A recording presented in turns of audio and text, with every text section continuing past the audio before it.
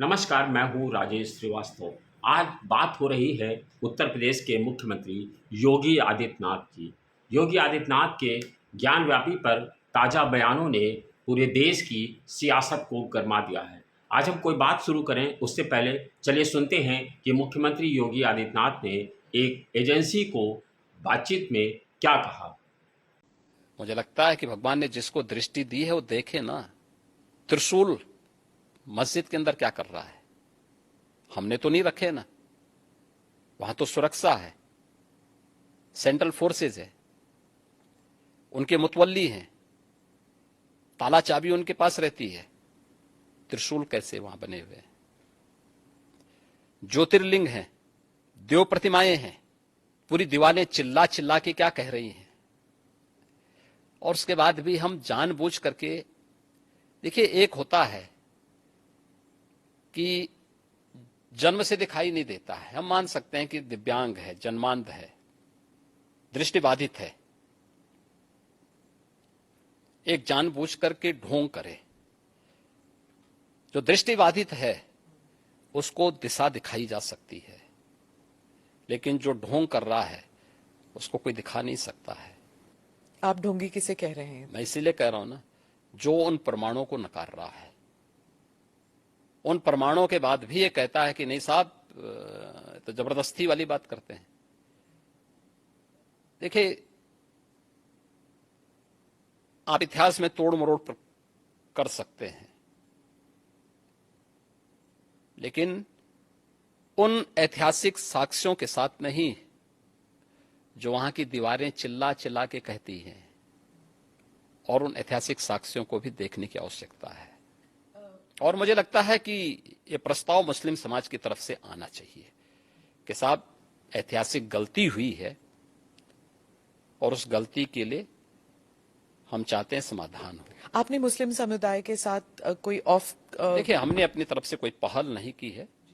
वे पहल करना चाहेंगे तो जरूर विचार करें। मुख्यमंत्री योगी आदित्यनाथ ने जिस तरह का बयान दिया है वो बयान दरअसल मुख्यमंत्री योगी आदित्यनाथ ने यूं ही नहीं दे दिया है। मुख्यमंत्री जब कुछ बोलते हैं तो बहुत सोची समझी रणनीति के तहत बोलते हैं। आपको याद होगा पहले का भी तमाम सारे भाषण, जब मुख्यमंत्री ने बुलडोजर को लेकर के बोला, जब मुख्यमंत्री ने काशी, मथुरा और अयोध्या को लेकर के बोले। और आपको वो भी वक्त याद होगा जब पिछले विधानसभा चुनाव का प्रचार चल रहा था और उसके पहले जब उनसे एक इलेक्ट्रॉनिक चैनल की पत्रकार ने पूछा कि क्या राम मंदिर का शिलान्यास हो रहा है तो आप जाएंगे, ऐसे में अगर मस्जिद वहाँ बनती तो क्या आप जाते? उन्होंने बेबाक ढंग से कहा था, नहीं, मैं नहीं जाता, क्योंकि मैं दिखावा नहीं करता हूँ, मैं सनातनी हूँ, मैं अपने धर्म की इज्जत करना जानता हूँ, अपने धर्म को मानता हूँ, इसलिए मैं उनकी पूजा में, उनकी मस्जिद के उद्घाटन पर नहीं जाता। उन्होंने साफ साफ कहा कि मैं वैसा मुख्यमंत्री नहीं हूँ कि जो रोजे के दिन वहाँ पर, रोजे में वहाँ पर जो है मुख्यमंत्री आवास पे दावत करे। और इस तरह की चीज़ों को हम पसंद नहीं करते हैं। हम जो हैं वही करते हैं, हम दिखावा नहीं करते हैं कि जो है इस तरह का दिखावा करें। दरअसल मुख्यमंत्री योगी आदित्यनाथ ने ज्ञानवापी पर जो बयान दिया है उसके बहुत मायने हैं। मुख्यमंत्री ने सोची समझी रणनीति के तहत बयान दिया है। आपको याद होगा जब ये चुनाव चल रहा है और पूरी भारतीय जनता पार्टी, क्या यूँ कहें, एक तरफ सत्ता पक्ष है तो दूसरी तरफ विपक्ष के सारे दल हैं जिन्होंने मिल करके इंडिया INDIA नामक गठबंधन बना रखा है। और उस गठबंधन के चलते और भारतीय जनता पार्टी दोनों चुनावी समर में कूद पड़ी हैं। और अभी हालांकि 7 महीने का लगभग वक्त है जब लोकसभा चुनाव होने हैं, लेकिन उसके पहले पहले माना जा रहा है कि दोनों पार्टियां पूरी तरह से चुनावी समर में कूद पड़ी हैं। और भारतीय जनता पार्टी की बात करें तो भारतीय जनता पार्टी का इस बार जो मुद्दा दिख रहा था वो UCC, समान नागरिक संहिता, पसमानदा, इस तरह की चीज़ों को लेकर के वो आगे बढ़ रहे थे। और माना जा रहा था कि 2024 के चुनाव में यही सब चीज़ें सामने निकल करके आएंगी और ये दिखने लगेगा कि किस तरह से 2024 के चुनाव में भारतीय जनता पार्टी किस रीति और किस नीति पर अमल करते हुए आगे बढ़ रही है। लेकिन कल मुख्यमंत्री योगी आदित्यनाथ ने जिस तरह का बयान दिया है उसने पूरी सियासत को पलट कर रख दिया है और ये साबित कर दिया है कि 2024 के चुनाव में अगर UCC मुद्दा होगा, अगर पसमानदा मुद्दा होंगे, अगर देश का मुद्दा होगा तो धर्म भी एक बड़ा मुद्दा होगा। योगी आदित्यनाथ ने उस बयान को उससे के बयान पर चर्चा करें उसके पहले आप वो वक्त याद करिए 2019 का लोकसभा चुनाव था और प्रधानमंत्री नरेंद्र मोदी ने बनारस में कहा था कि जब औरंगजेब यहाँ पर आता है तो जब औरंगजेब यहाँ पर आते हैं तो यहाँ पर जो है जो अपने उनको कहा था कि वो उठ कर के खड़े हो जाते हैं। तो ऐसे में जब इस तरह की राजनीति होती है तो इसको शिवाजी के लिए कहा था कि जब औरंगजेब यहाँ पर आता है तो शिवाजी उठकर खड़े हो जाते हैं। ऐसे में ये माना जा रहा है कि इसी तरह की राजनीति अब उत्तर प्रदेश में वहीं से शुरू होगी, क्योंकि सबको पता है कि मुख्यमंत्री योगी आदित्यनाथ के एजेंडे में काशी, अयोध्या और मथुरा ये तीनों उनके एजेंडे में हैं और 2024 का जब चुनाव होगा तो उत्तर प्रदेश में राम मंदिर का भव्य पूजन हो रहा होगा, उद्घाटन हो चुका होता, जनवरी में उद्घाटन होना है उसका भव्य उद्घाटन और करीब 1 महीने तक इसके कार्यक्रमों को चलना है। ऐसे में मुख्यमंत्री योगी आदित्यनाथ धर्म की धुरी को नहीं छोड़ना चाहते हैं। उन्होंने जो बयान दिया है वो 3 आगे आने वाले विधानसभा चुनाव में अच्छा खासा रंग दिखाएंगे। मध्य प्रदेश में चुनाव होना है, राजस्थान में चुनाव होना है और महाराष्ट्र में चुनाव होना है। ये 3 राज्यों में जो विधानसभा के चुनाव होने हैं वो इस बयान का अच्छा खासा असर डालेंगे। मुख्यमंत्री योगी आदित्यनाथ अपनी पिच पर धुआंधार बैटिंग करते हैं। वो कभी बच बचाव की राजनीति नहीं करते हैं कि वो बीच का रास्ता निकाले, वो सीधे सीधे अटैक करते हैं। और जब केंद्रीय नेतृत्व इस धुरी से बचना चाहता था, दरअसल भारतीय जनता पार्टी के केंद्रीय नेतृत्व का और रणनीतिकारों का मानना है बहुत लंबे समय तक धर्म पर राजनीति नहीं की जा सकती। इसीलिए इस बार केंद्रीय नेतृत्व पसमानदा समाज को लेकर के, पिछड़े समाज को लेकर के, दलित समाज को लेकर के और यूसीसी को लेकर के एक हमलावर है और उसी को लेकर के राजनीति को आगे बढ़ाना चाहता है 2024 के चुनावी समर के लिए। ऐसे में मुख्यमंत्री योगी आदित्यनाथ का ये कहना ज्ञानव्यापी पर बोल देना ये बताता है कि तीनों राज्यों के विधानसभा चुनाव में हिंदू वोट बैंक को एकजुट करना है। जब मुख्यमंत्री ऐसी कोई बात बोलते हैं तो उसमें यह नहीं दिखता है कि वो कोई अगड़े को, कोई पिछड़े को, कोई दलित को, कोई अति पिछड़े को या सवर्ण को साधने की कोशिश कर रहे हैं। वो दरअसल पूरे लड़ाई को 80 और 20 में संतुलित कर देना चाहते हैं और 80-20 की लड़ाई में जब भी लड़ाई होती है तो 80 ही जीतता है और मुख्यमंत्री योगी आदित्यनाथ इसी पिच पर खेलते हुए बैटिंग कर रहे हैं। कल मुख्यमंत्री ने साफ साफ कहा कि लगता है कि मुस्लिम समाज को सोचना चाहिए और मुस्लिम समाज को अपनी गलती मान लेनी चाहिए और गलती मान करके एक समाधान के लिए आगे आना चाहिए खुद मुस्लिम समाज को। उन्होंने कहा कि नज़र होनी चाहिए, क्योंकि हमने तो वहाँ पर त्रिशूल नहीं रखा, वहाँ पर जितने सिंबल मिले हैं वो सारे के सारे वहाँ पर ये बता रहे हैं कि ज्ञानव्यापी मस्जिद नहीं है। उन्होंने कहा अगर हम ज्ञानव्यापी को मस्जिद कहेंगे तो ये गलत होगा। जो वहाँ चीज़ें हैं वो खुद चिल्ला कर कह रहे हैं त्रिशूल हमने नहीं रखा, वहाँ सुरक्षा रहती है, मुतवल्ली रहते हैं, उनके पास ताला चाबी रहता है, ताला चाबी हमने कहा तो ऐसे में बंद रहता है, तो ऐसे में हमने त्रिशूल कहाँ रख दिया, प्रतिमाएं कहाँ रख दिया, ज्योतिर्लिंग हमने दीवारों पर इस तरह के चिन्ह वहाँ पर चिल्ला कर कह रहे हैं कि ज्ञानव्यापी वास्तव में एक प्रसिद्ध तीर्थ स्थल है।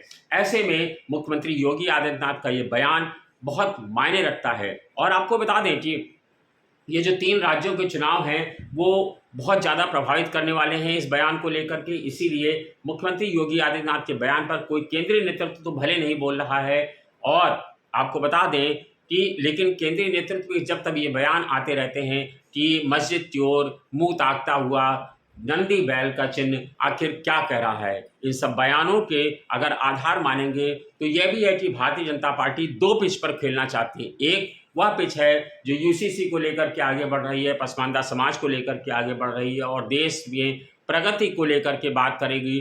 तो दूसरी धुरी एक ऐसी होगी जो धर्म की पिच पर भी खेलेगी और इस धर्म की पिच पर खेलना योगी आदित्यनाथ ने शुरू कर दिया है और इस पर बैटिंग वो धुआंधार कर रहे हैं। दरअसल मुख्यमंत्री योगी आदित्यनाथ एक ऐसे फायर ब्रांड नेता है भारतीय जनता पार्टी के जिनकी मांग पूरे देश में होती है और वह साफ कहा जाता है कि मुख्यमंत्री योगी आदित्यनाथ जो उनके मन में होता है वो उस पर बोलते हैं और कभी बच बचाव की राजनीति नहीं करते हैं, सीधे सीधे हमला बोलते हैं एक विशेष समुदाय पर और उसी को लेकर के आगे बढ़ते हैं। शायद उनकी यही रणनीति हिंदुत्व को समेटती है, हिंदुत्व को आकर्षित करती है और हिंदुत्व के लोग ऐसे फायर ब्रांड नेता को पसंद करते हैं।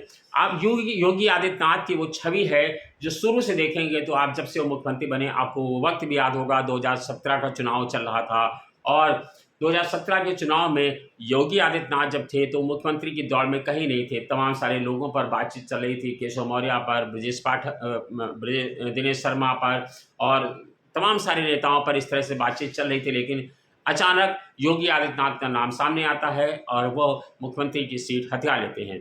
उसके बाद से लेकर के लगातार मुख्यमंत्री योगी आदित्यनाथ भारतीय जनता पार्टी के फायरब्रांड नेता बने हैं। पूरे देश में जब कहीं चुनाव होता है तो उन्हें बुलाया जाता है और वो माना जाता है कि उनके बयान और उनके भाषण इस तरह के होते हैं जो सीधे सीधे चुनावी लड़ाई को 80 और 20 में परिवर्तित कर देते हैं। तो यह भी इस बार साफ है कि ज्ञानव्यापी पे योगी आदित्यनाथ ने जो बोला है वो बिल्कुल सटीक है और उनके निशाने पर मुस्लिम है और मुस्लिम एक विशेष वर्ग पर उन्होंने प्रहार किया है और ये शायद उनके लोगों को यानी जो हिंदुत्व का 80% वोट बैंक है यह भी उसे पसंद आता है, तभी योगी आदित्यनाथ खुल करके आक्रामक पारी खेल पाते हैं। अब देखना तो ये होगा कि 2024 के चुनाव में इसका क्या असर होगा।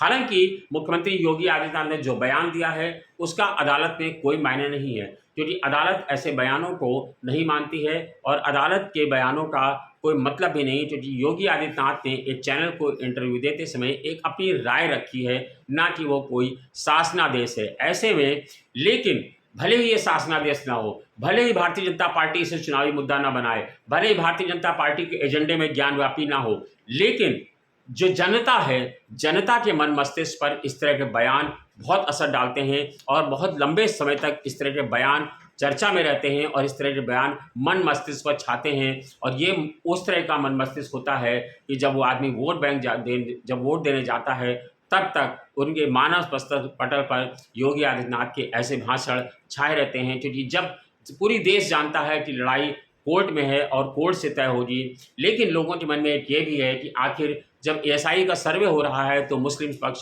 सुप्रीम कोर्ट क्यों पहुंचा है और उस सर्वे में क्यों रोक रहा है। आखिर सत्यता एएसआई सर्वे ही एक ऐसा तरीका है जिससे पुरातत्व चीज़ों की खोजबीन हो जाती है और पता चल पाता है कि वो वास्तव में कितने पौराणिक हैं, कितने सटीक हैं और जो कहा जा रहा है वो वास्तव में सच है कि नहीं। आगे सर्वे हो जाए, चीज़ें सामने आ जाएं कि किस तरह की चीज़ें हैं और वो सच है या गलत है। लेकिन ऐसे में मुस्लिम पक्ष का ये सर्वे रोकना यह भी जताता है कि दरअसल जो हिंदू पक्ष कह रहा है शायद वो सही भी है। और तमाम सारे ऐसे प्रतीक चिन्ह हैं जो ये बता रहे हैं कि ज्ञानव्यापी को मस्जिद तो कहा ही नहीं जा सकता था, कि ज्ञानव्यापी उर्दू का शब्द भी नहीं है। तमाम सारे संशय हैं, हालांकि परिणाम अदालत से आएगा और अदालत जिस तरह से पहले ही अयोध्या का हल निकाल चुकी है वैसे ही अब वाराणसी उसके निशाने पर है और वाराणसी में ज्ञानव्यापी का मुद्दा है। ज्ञानव्यापी का मुद्दा भी जल्दी हासिल होगा। योगी आदित्यनाथ के निशाने पर 3 मुद्दे हैं, अयोध्या, काशी और मथुरा। मथुरा पर भी काम चल रहा है, लेकिन योगी आदित्यनाथ ने जिस तरह से कल ज्ञानव्यापी पर बयान दिया है वो बताता है कि ज्ञानव्यापी के बहाने मुख्यमंत्री योगी आदित्यनाथ ने जिस समीकरणों को साधा है वो आगे आने वाले 3 विधानसभा चुनाव में अच्छी खासी असर दिखाने वाले हैं। धन्यवाद, शुक्रिया।